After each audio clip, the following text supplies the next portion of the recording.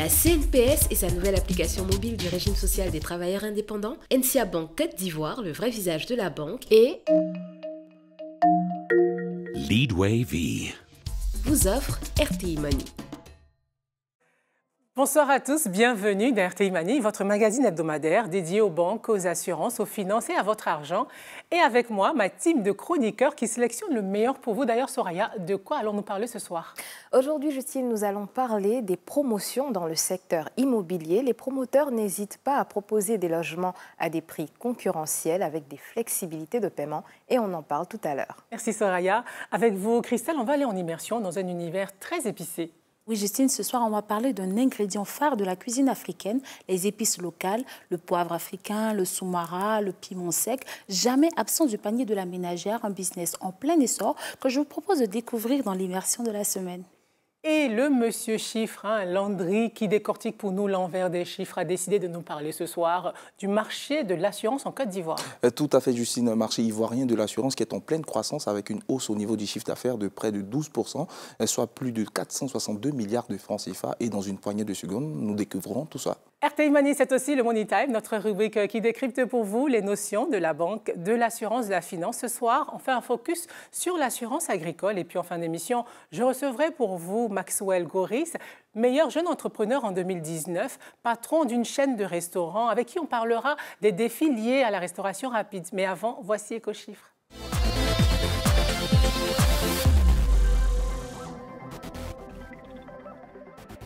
Landry, vous faites un focus sur le marché de l'assurance ici en Côte d'Ivoire, un marché qui est en pleine évolution en 2021. Effectivement, Justine, quand on part par exemple de l'année 2019, où le chiffre d'affaires s'établissait à plus de 390 milliards, en 2020, malgré la pandémie à coronavirus, le chiffre a augmenté pour s'établir à plus de 413 milliards de francs CFA. Et pour l'année 2021, il y a eu une hausse de près de 11,87%, soit plus de 462 milliards de francs CFA, un chiffre qui devrait être confirmé par l'ASACI, l'Association des sociétés d'assurance de Côte d'Ivoire, à l'issue de son assemblée générale qui se tiendra au mois d'avril. Et grâce à cette performance, la Côte d'Ivoire maintient son statut de leader dans la zone CIMA, c'est-à-dire la conférence interafricaine des marchés d'assurance qui regroupe 14 pays. Elle est suivie par le Cameroun et le Sénégal. Alors, c'est plus de 462 milliards réalisés par les deux grandes branches, la vie et la non-vie. D'ailleurs, quelle est la branche qui marche le plus? Alors, avant de vous dire la branche qui marche le plus, il faut d'abord les différencier.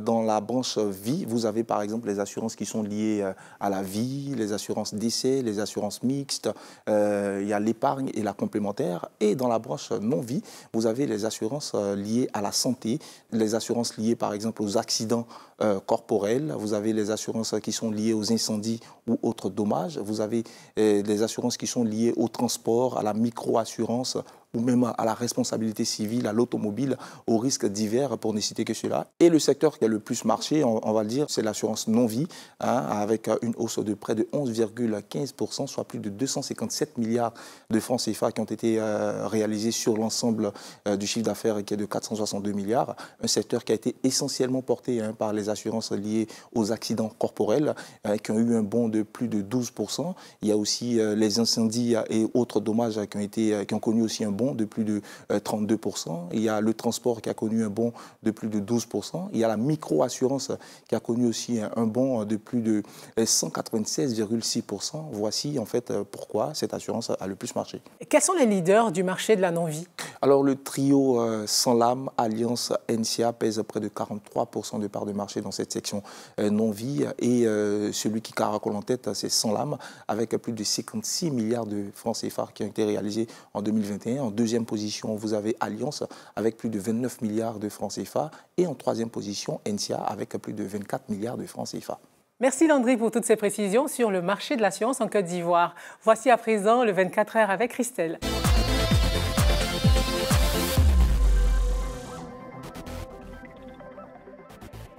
Christelle, avec vous, on va découvrir les dessous du business de la transformation des épices locales.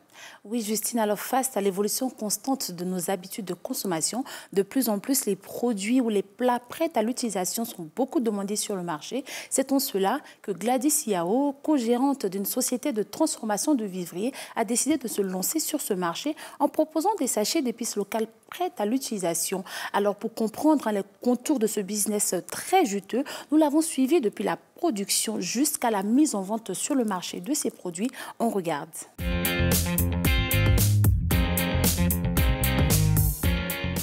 Du piment sec, en centaines de kilos, trié avec minutie par Gladys Yao et son équipe ce matin-là. Miss Edo. Oui, madame. Voilà, viens prendre le sac qu'on a trié là. On va aller broyer rapidement. Il y a 7 ans, Gladys s'est lancée dans le business de la transformation d'épices locales. Sa spécialité, faire broyer le poivre, le soumara, l'oignon et le piment pour les revendre sur le marché ivoirien. Coût d'investissement pour son business, près de 35 millions de francs CFA. Par semaine, elle produit près de 1500 paquets. Des paquets d'épices vendus 4000 francs CFA. Une offre qui cible des consommateurs ivoiriens à la recherche de produits de qualité. Vous voyez, la population est de plus en plus moderne. Les consommations aussi ont changé. On avait un seul produit, on était 2. Aujourd'hui, on a 6 produits, on est 30. La demande est forte. Et puis, on sent l'engouement. On sent l'engouement des consommateurs. C'est pratique. Donc, ça fait que c'est de plus en plus demandé. Une fois l'empaquetage terminé, c'est le départ pour l'équipe commerciale. Engrais, Abobo, Grand Laou, des zones qui seront couvertes par les commerciaux à moto. Quant à Gladys et le reste du groupe, direction le marché de Yopougon-Ouassakara. Oh, bonjour. Tu connais un produit Mako? Tu connais pas? Viens mettre un peu dans ta main, tu vas regarder.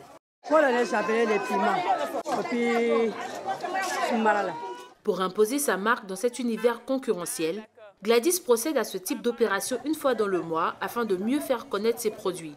Une stratégie essentiellement axée sur la vente de proximité qui lui permet de faire un bon chiffre d'affaires dans ce secteur qui est en pleine croissance. Ce secteur, au départ, était typiquement informel parce que c'est les dames qui attachaient le piment de façon traditionnelle. Et quand on a commencé à mettre en sachet comme ça, nous avons eu des concurrents. Parce que c'est quelque chose, les gens ne le considéraient pas, ils ne savaient pas qu'on pouvait faire une activité avec ça. Donc de plus en plus, on voit que nos épices traditionnelles sont en train d'être modernisées. Nos clients même là, ce sont les boutiques de proximité. Ils occupent 80% de notre chiffre d'affaires. L'année passée, nous avons fait 48 millions. Et cette année, nous comptons faire plus de 60 millions.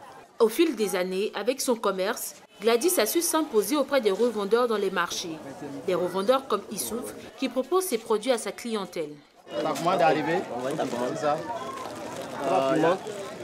3 piments. Un poivre, un pépin. On va faire la facture. Ce jour-là, il reçoit sa commande de 6 paquets pour laquelle il déboursera 21 000 francs CFA. Des produits sur lesquels il peut se faire jusqu'à 10 200 francs CFA de bénéfices. Une bonne affaire pour ce commerçant. Pour tous ceux qui prennent avec moi, ils me disent que c'est bon. Donc en fonction de ça, je prends maintenant les colis. Bon, je peux prendre au moins 6 colis comme ça. Bon, tout autour, ça me fait une semaine. Souvent, ça ne vaut pas une semaine. Dans les produits aussi, ce qui marche un peu beaucoup, c'est piment avec poivre.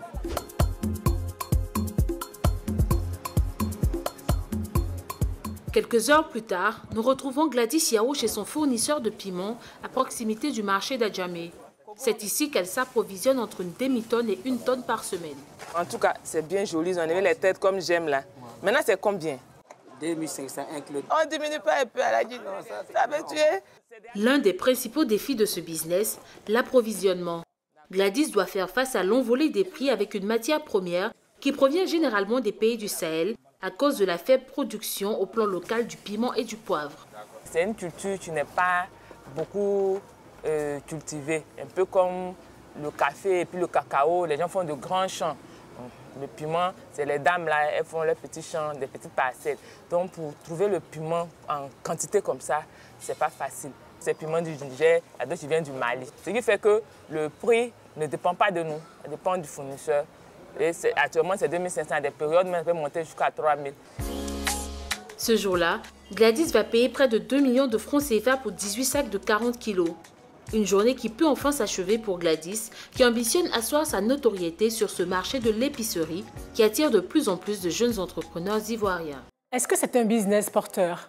Alors Justine, c'est un business qui intéresse de plus en plus. Si Gladys, elle a décidé de se tourner principalement vers les marchés, certains entrepreneurs ont décidé d'ouvrir des boutiques pour distribuer ces produits made in Côte d'Ivoire. Alors c'est le cas de cette boutique qui propose des produits 100% faits en Côte d'Ivoire et elle regroupe une dizaine de coopératives agricoles qu'elle encadre et qu'elle aide à améliorer la chaîne de valeur depuis la post-production jusqu'à la mise en vente auprès du grand public. Mais au-delà de ces épices, vous pouvez aussi trouver des produits cosmétiques ou des articles prêts à porter made in Côte d'Ivoire. Nous avons à côté d'elle une autre boutique qui, elle, propose aussi des produits locaux, 100% made in Côte d'Ivoire. Mais à côté de cela, elle propose un salon de thé pour vous permettre de déguster ces produits-là sur place. Quels sont les défis de la transformation des produits agricoles ici en Côte d'Ivoire? Alors oui, la transformation agricole est un véritable challenge pour l'État de Côte d'Ivoire qui s'est donné pour objectif d'ici 2030 de transformer 50% des produits agricoles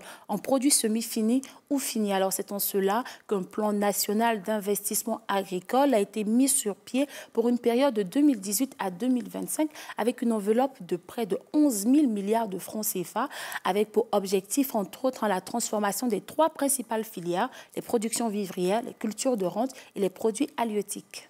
Merci Christelle pour cette immersion très épicée. À présent, je vous propose d'aller découvrir les bons plans de la semaine. C'est parti.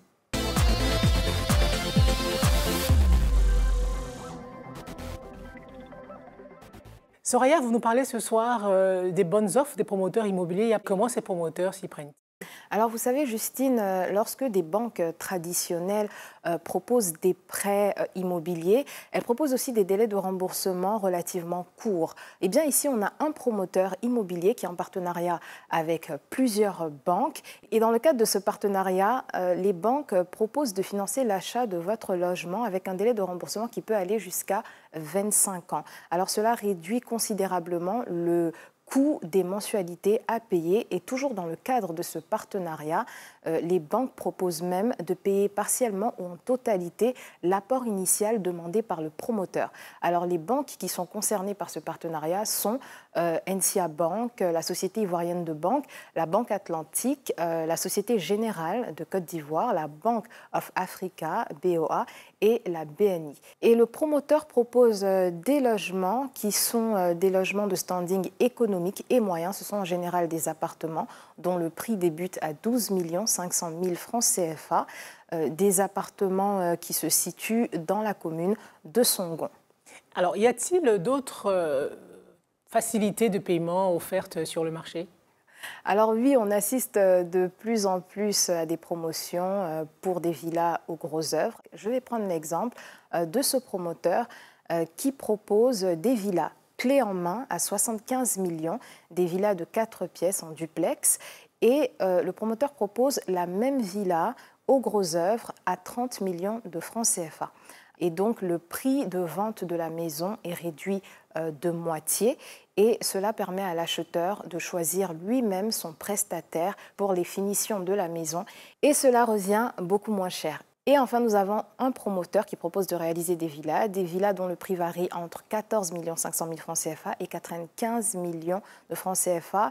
Et le promoteur propose de réaliser ces villas sur le terrain des clients. Donc, il faut vraiment que l'acheteur ait son propre terrain, un terrain d'au moins 400 mètres carrés. Alors, un apport initial de 15% est demandé et le reste est payable sur 20 mois. Avis donc à tous ceux qui veulent acquérir un bien immobilier. Merci Soraya, merci Landry. Christelle, on se retrouve dans une semaine. Mère Témonie se poursuit tout de suite après la page pub. Merci, au revoir. Et CNPS, merci. Pendant mes congés de maternité, la CNPS m'a payé 100% de mon revenu déclaré pendant 3 mois. J'ai pu m'occuper de mon bébé convenablement. Aujourd'hui, j'ai repris mon commerce sans problème. Et CNPS, Kanissa. Ou bien bébé? Toi aussi, enrôle-toi en agence ou en téléchargeant la nouvelle application CNPS. La CNPS, maintenant, c'est pour tout le monde. À À la recherche d'une offre qui vous corresponde, découvrez nos offres de produits et services groupés NCA Bank, les packs tout en un. Compte chèque, découvert, carte bancaire, service bancaire à distance, assurance vie et plein d'autres avantages. Jeunes, artisans, fonctionnaires et salariés, quel que soit votre profil, nous avons le pack qui vous convient.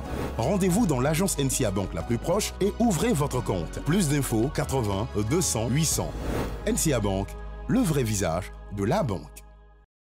Il me faut un terrain pour me construire une villa de retraite. Ah, mais tonton, quel terrain familial à quoi du coup? Quoi? Tu veux ma mort, petit? Relax, le vieux. Ton terrain viabilisé avec ACD t'attend chez Leadway. L'eau est déjà calée, le courant passe, le titre de propriété est propre. Ne perds pas le temps. Viens choisir ton terrain, paie à ton rythme pendant 5 ans et mets ta famille à l'abri. C'est important. Contactez vite le service client Leadway au 25 20 01 31 00 et sur ci.leadway.com. Avec Leadway, construis ton avenir maintenant. Leadway V. Vous suivez RTI Mani et vous avez raison, car dans quelques instants, j'ai rendez-vous avec Maxwell Goris, entrepreneur, patron d'une chaîne de restaurants ici en Côte d'Ivoire, avec qui on parlera des défis de la restauration rapide. Mais avant, voici le Money Time, notre rubrique qui décrypte pour vous ce soir l'assurance agricole. Regardez.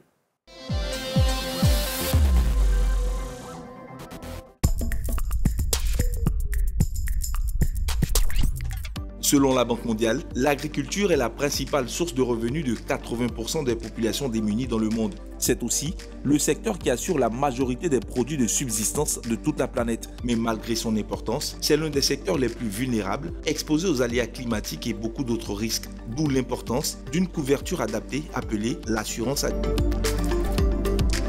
L'assurance agricole est un produit d'assurance qui couvre les risques liés à l'exploitation agricole. Cette police permet au souscripteur d'assurer sa plantation, ses outils d'exploitation, ses entrepôts, etc. contre les risques d'incendie, d'inondation, de sécheresse, de mauvaise récolte, de vol ou de bris d'engin ou tout autre événement qui pourrait mettre à mal la production d'un agriculteur. Dans la pratique, lorsque la plantation d'un assuré est ravagée par un feu de brousse par exemple, sa compagnie d'assurance lui versera une certaine somme d'argent pour lui permettre de reprendre son activité. Mais comme tout produit d'assurance, la couverture agricole se fait moyennant une cotisation de la part de l'agriculteur. Le coût des cotisations dépend de la compagnie d'assurance chez laquelle on souscrit, des garanties souscrites et d'autres critères tels que la taille du domaine à assurer, le type de culture, le matériel d'exploitation, le rendement annuel de la plantation, etc. Outre l'assurance agricole traditionnelle, il y a une assurance dite indicielle qui utilise plutôt les indices météorologiques tels que l'humidité, la pluviométrie, la température et les données satellitaires pour anticiper le risque et définir les cotisations.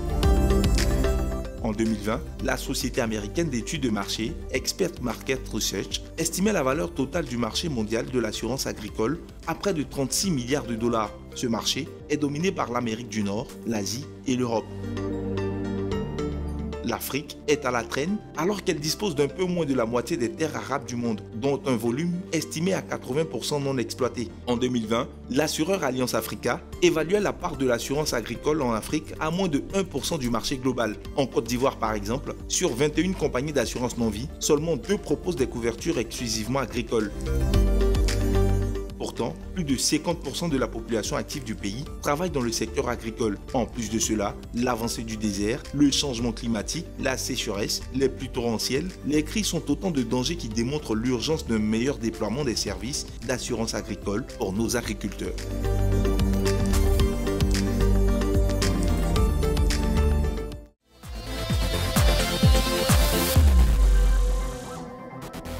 Notre invité ce soir est un entrepreneur reconnu, mais il est surtout le patron d'une chaîne de restaurants spécialisée dans le fast-food ici à Abidjan. Goris Maxwell, bonsoir. Bonsoir. Vous êtes un entrepreneur qui fait beaucoup parler de lui. Vous avez fondé et vous dirigez plusieurs restaurants spécialisés dans le fast-food. Comment vous vient l'idée de créer ce business-là? Alors, de retour de l'extérieur, j'avais vraiment envie de manger un burger, je n'en retrouvais pas. Ici, avec un goût que j'avais à l'extérieur. Et j'essaie de le faire moi-même, à la maison. Voilà. Ça a plu à tout le monde. Et l'idée est partie de là. On a décidé de se lancer dans la rue et de lancer ce truc qu'on appelait d'abord Houston Grill, après qui est devenu Texas Grill. Que répondez-vous à ceux qui disent que le fast-food, c'est de la malbouffe? Le fast-food, c'est de la malbouffe parce que les produits sont surgelés et sont préparés, sont conditionnés avant d'être mis sur le marché. Alors que pour nous, le fresh food, on a juste à prendre, pareillement comme on prépare à la maison, une sauce graine. On prend de la viande sur le marché, la viande très fraîche, on la prépare et on la donne aux clients. Quel est le défi justement de ces matières premières-là? Est-ce qu'on en trouve assez? Ou bien vous avez recours à l'extérieur? Franchement, pour les épices, nous avons recours un peu à l'extérieur. Parce que, vous voyez, on a un très gros marché d'épices, de poivre et de tout. Quand vous passez dans le marché, ça sent bon, mais toute la saveur reste dans le marché. Parce que c'est à l'air libre. Alors que les produits qui viennent de l'extérieur, que ce soit le poivre, l'ail, l'oignon, sont conditionnés, fermés hermétiquement pour pouvoir justement garder toute la saveur à l'intérieur. Maintenant, pour les viandes, nous avons les meilleures viandes. Pour moi, je considère que les viandes qui sont vendues en Côte d'Ivoire sur nos marchés sont les meilleures, en meilleur goût et tout. Et donc, on préfère utiliser que les produits ivoiriens. Sinon, pour les épices, quand on n'arrive pas à avoir un bon fournisseur qui sait garder les saveurs, on est obligé de se tourner vers soit les produits français, soit les produits américains.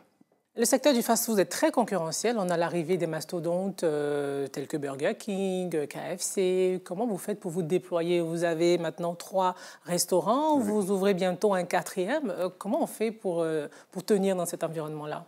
Il faut rester discipliné. Il faut avoir une équipe qui est vraiment ingénieuse parce que pour contrer ces grands-là, il faut vraiment avoir des employés qui sont vraiment intelligents et qui épousent votre vision. Après, on travaille sur les prix aussi. Je pense qu'il y a soit les grands coups, soit les petits coups. Mais nous avons juste choisi le milieu pour pouvoir vendre plus, pour pouvoir toucher le plus de monde. Et voilà. Et ça a été notre plus gros atout. Parlons justement de prix. Si on essaie de découper un peu le prix de revient d'une assiette, d'un burger, qu'est-ce qui vous revient? Comment on évalue le coût d'une assiette? Comment on évalue déjà le prix de la viande? Notre matière première la plus importante, la viande. Ensuite, on pèse tout ce qui est autour, c'est-à-dire que ce soit la quantité de frites, que ce soit la quantité de tomates. Donc, généralement, pour une assiette comme de 5 000 francs pour un burger, on a généralement le prix de l'assiette, en vérité, va coûter 2 000 francs maximum. Et le bénéfice sera autour de 3 000 francs. 3 000 francs qui va prendre en compte les charges des employés et tout. Voilà. Alors, vous êtes patron de 3 restaurants ici à Abidjan. Vous allez ouvrir un 4e. Ça représente quoi en termes de manne financière, de chiffre d'affaires, d'employés? Donc, je pense que nous sommes autour de 200 millions par an pour le moment. Avec l'ouverture du prochain, je pense qu'on va pouvoir grimper encore plus. Et en termes d'emploi, nous sommes autour de 100 emplois. 100 emplois qui va passer à 136 bientôt avec les stagiaires de l'État. Voilà. Il y a le problème de la matière première, mais il y a aussi le problème de la main-d'œuvre qualifiée. C'est un gros problème. Déjà parce que nous ne sommes pas dans un pays à fort tourisme. L'industrie du tourisme n'est pas aussi développée que quand tu prends un pays comme le Kenya, un pays comme le Maroc. Ce qui fait que l'hospitalité simple, c'est-à-dire servie avec le sourire et tout ça, il faut former. Il faut former. L'entrepreneur ivoirien de la restauration ne va pas à l'information. Et tout comme moi aussi, nous ne partons pas à l'information parce qu'il y a des structures, il y a des fédérations qui sont là pour nous accompagner. Il y a même des agences du gouvernement, comme Côte d'Ivoire PME et tout, qui sont là pour nous accompagner. L'année passée, j'ai bénéficié de stagiaires de l'État qui sont payés à moitié par l'État. C'est-à-dire quand nous, on a pris peut-être 50 stagiaires. Si, par exemple, leur salaire, c'est 100 000 francs, on paye 50 000 francs, l'État paye 50 000 francs. Vous voyez, donc il y a des informations que nous n'avons pas. Quand on rentre dans un secteur, il faut vraiment se renseigner. Il faut aller à la source, aller chez l'État et partout pour savoir ce à quoi nous avons droit et tout. Et quand on est meilleur jeune entrepreneur en 2019, ça ouvre quoi? Ça ouvre un nouveau réseau? C'est beaucoup plus d'argent? C'est des aides de la banque? Ça ouvre des réseaux, ça apporte beaucoup plus de clients parce que les clients commencent à avoir confiance. Et après ça, je pense qu'il y a les banques qui ont le temps de nous observer et tout. Et généralement, les banques ont commencé à nous accompagner, même sans garantie. Je pense que l'année passée, comme je disais, j'ai eu mon premier financement sans aucune garantie. Ils sont venus dire qu'ils voulaient nous accompagner. C'était la première fois que j'étais étonné. Et ils sont passés Ils nous ont accompagnés pour l'ouverture du restaurant. On a ouvert le restaurant le 24 décembre et ça cartonne jusqu'à présent. Ça cartonne. Je pense que avoir été meilleur jeune entrepreneur 2019 nous a ouvert beaucoup de portes. C'est vrai qu'il y a le Covid qui est passé, qui a freiné cette ardeur, mais ça nous a ouvert beaucoup de portes. Goris Maxwell, merci d'avoir répondu aux questions d'RTI Mani. Merci beaucoup. RTI Mani, c'est maintenant terminé. Merci de nous avoir suivis. Rendez-vous dans une semaine pour un nouveau numéro de votre magazine sur la banque, les assurances et les finances. Bonsoir. La CNPS et sa nouvelle application mobile du régime social des travailleurs indépendants, NCA Bank Côte d'Ivoire, le vrai visage de la banque, et Leadway V vous ont offert RTI Mani.